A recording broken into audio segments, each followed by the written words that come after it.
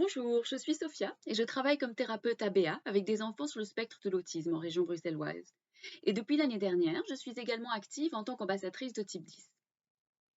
On m'a souvent demandé quelles méthodes pouvaient être utilisées pour apprendre aux enfants qui ont des troubles de l'apprentissage et du développement tels que la dyslexie ou des troubles comme le TDAH ou le TSA et qui ont des difficultés à traiter l'information à l'école, à taper au clavier. Quelle est la meilleure méthode? Trouver un cours de dactylographie approprié aux enfants est souvent difficile. De nombreux cours ne sont pas adaptés à cause de la pression du temps pour effectuer les mouvements requis pour taper au clavier. Ou alors, il y a un passage immédiat à une phase d'automatisation des mouvements. L'année dernière, on m'a présenté Type 10, une méthode pour apprendre aux enfants à taper au clavier, développée en Flandre. J'ai décidé d'essayer avec les enfants avec lesquels je travaille et j'ai eu des expériences très positives. Du coup, je me suis donné comme mission de faire passer le mot et porter cette méthode à l'attention de tout professionnel travaillant avec des enfants qui veulent ou doivent apprendre à taper au clavier à l'école. Les cours de dactylographie habituels fonctionnent presque tous de manière répétitive, c'est-à-dire taper un certain nombre de fois la même lettre, souvent sous la pression du temps.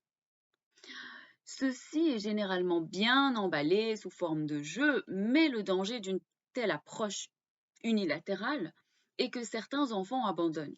Ils éprouvent trop de pression, de frustration ou de peur de l'échec. Type 10 est une méthode innovante qui apporte une réponse à ça. La méthode est axée sur l'apprentissage cognitif dans un premier temps. Il y a ensuite une phase d'automatisation.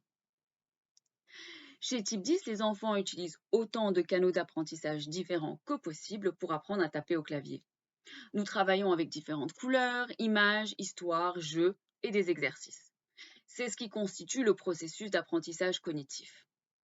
Ce n'est qu'après ça que l'aspect moteur est abordé. Chaque enfant apprend à son propre rythme et il n'y a pas de pression de temps. En plus, ce cours de dactylographie peut être adapté aux besoins de chaque enfant de manière individuelle si nécessaire. Vous voulez en savoir plus? Vous pouvez trouver une courte vidéo d'introduction sur le site web de Type 10. Si ça vous intéresse, je me ferai un plaisir de vous en dire plus. N'hésitez pas à m'appeler ou à m'envoyer un email ou à vous inscrire à une session d'information en ligne via le site web de Type 10. En espérant vous voir bientôt, au revoir.